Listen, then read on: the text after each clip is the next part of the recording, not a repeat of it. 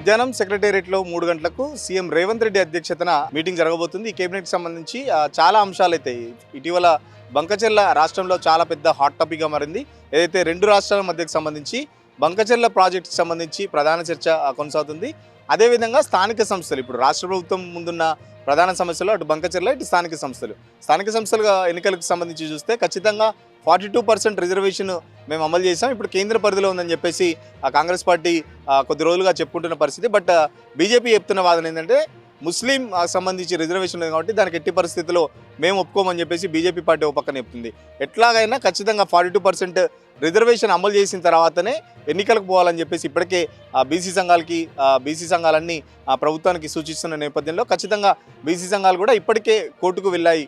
42% reservation అమలు చేసే విధంగానే ఎన్నికలకు పోవాలని చెప్పేసి బీసీ సంఘాలకు కోర్టుకు వెళ్ళిన నేపథ్యంలో కోర్టు తీర్పు ఎలా ఉంటుందో, కోర్టు తీర్పు వచ్చిన దాన్ని బట్టే స్థానిక సంస్థల ఎన్నికలకు పోవాలని చెప్పేసి ప్రభుత్వం నిర్ణయించినట్టు తెలుస్తుంది. మరో పక్కన ఇవాళ సర్పంచులు కూడా హైకోర్టుకు సంబంధించి స్థానిక సంస్థల ఎన్నికలు తొందరగా జరగాలని ఇప్పటికే దాదాపు సంవత్సరం పైన అవుతుంది అటు పంచాయతీరాజ్ సెక్రటరీలతో పాలన నడిపిస్తున్నారు.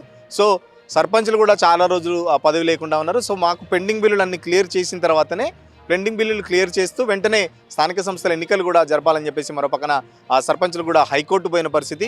ఒకరేమో ఎన్నికలు జరపాలని, ఒకరేమో వద్దని చెప్పేసి హైకోర్టుకు అయితే వెళ్ళడం జరిగింది.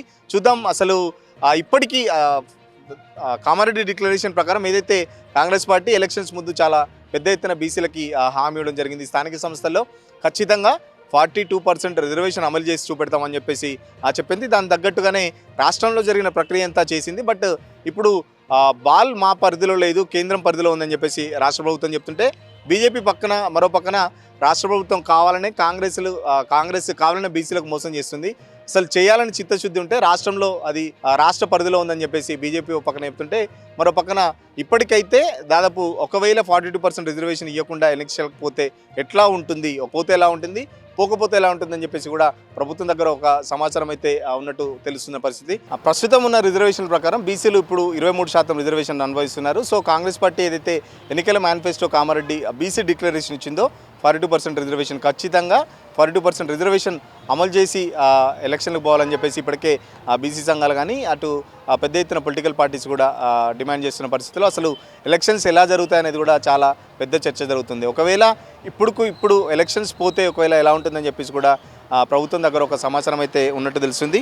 ఖచ్చితంగా ఒకవేళ 42% రిజర్వేషన్ అమలు కాకపోతే పార్టీ పరంగా చేస్తాం, ప్రభుత్వ పరంగా ఒకవేళ ఈ బిల్లు కేంద్ర ప్రభుత్వం ఆమోదించకుండా 9th షెడ్యూల్లో పెట్టకుండా చేస్తే భవిష్యత్తులో ప్రాబ్లమ్స్ వస్తాయని చెప్పేసి కాంగ్రెస్ పార్టీ ఇక్కడ రాష్ట్ర ప్రభుత్వం చెప్తున్న నేపథ్యంలో ఒకవేళ పార్టీ పరంగా ఖచ్చితంగా అమలు చేసి తీరుతామని అంటే పార్టీ పరంగా ఏంటంటే ఇది ఎట్లా సర్పంచ్ ఎన్నికలు పార్టీలతో సంబంధం ఉండదు, కాకపోతే పార్టీలు వాళ్ళ అభ్యర్థులకు మద్దతు ఇస్తాయి కాబట్టి సో 42% అభ్యర్థులకి కాంగ్రెస్ పార్టీ మద్దతు ఇచ్చి ప్రభుత్వం తరపున కాకపోయినా కనీసం పార్టీ తరపు నుంచి మేము 42% రిజర్వేషన్ అమలు చేశామని చెప్పుకునే విధంగా పార్టీ కూడా అడుగులు వేస్తుందని మనకు సమాచారం అందుతున్నది.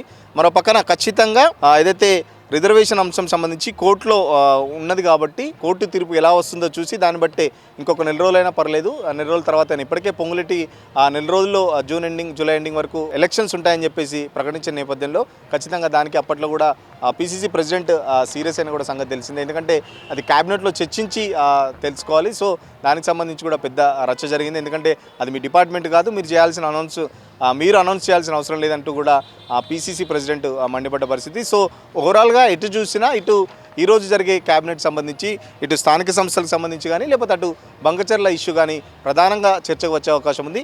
స్థానిక సంస్థల ఎలక్షన్లు ఇప్పటికిప్పుడు జరిగితే కూడా, ఎందుకంటే ప్రభుత్వం కూడా ఒక అంచనా వేసుకొని ఉంటుంది ప్రభుత్వ కార్యక్రమాలన్నీ లేకపోతే ప్రభుత్వ పథకాలన్నీ కింది వరకు వెళ్తున్నాయా లేదా అని చెప్పేసి ప్రతిపక్షాలు చెప్తున్న పరిస్థితి ఏంటంటే ఖచ్చితంగా ఇప్పుడున్న ప్రభుత్వ వ్యతిరేకతకు స్థానిక సంస్థలకు వెళ్ళదు కాబట్టే కావాలనే లేట్ చేస్తుందని చెప్పేసి ప్రతిపక్షాలు ఆరోపిస్తున్నప్పటికీ ఖచ్చితంగా ప్రభుత్వం మాత్రం ఒకవేళ పోతే ఎలా ఉండబోతుంది, గ్రౌండ్లో ఎలా ఉండబోతుంది, మేము ఇచ్చిన గ్యారంటీలన్నీ అమలు చేస్తున్నాం, ఒక్కొక్కటిగా అమలు చేస్తున్నాం. సో ఖచ్చితంగా కోర్టు తీర్పును అనుసరించి స్థానిక సంస్థల్లోకి పోయి కాంగ్రెస్ పార్టీ సత్తా చూపెట్టాలని కాంగ్రెస్ పార్టీ ఒకవైపున చూస్తుంటే మరోవైపు ప్రతిపక్షాలు అటు బీఆర్ఎస్ కానీ బీజేపీ కానీ గత 18 నెలలుగా కాంగ్రెస్ పార్టీ చేసిన హామీలను మోసాలపై ఖచ్చితంగా స్థానిక సంస్థల్లో ఎండగడతామని చెప్పేసి ప్రజలు కూడా స్థానిక సంస్థల్లో కాంగ్రెస్కు వ్యతిరేకంగా తీర్పునిచ్చేందుకు ప్రజలు కూడా సిద్ధంగా ఉన్నారని చెప్పేసి మరో పక్కన ప్రతిపక్షాలు చెప్తున్న పరిస్థితి. ఇది ఓవరాల్గా ఈరోజు మధ్యాహ్నం జరిగే క్యాబినెట్ సంబంధించి.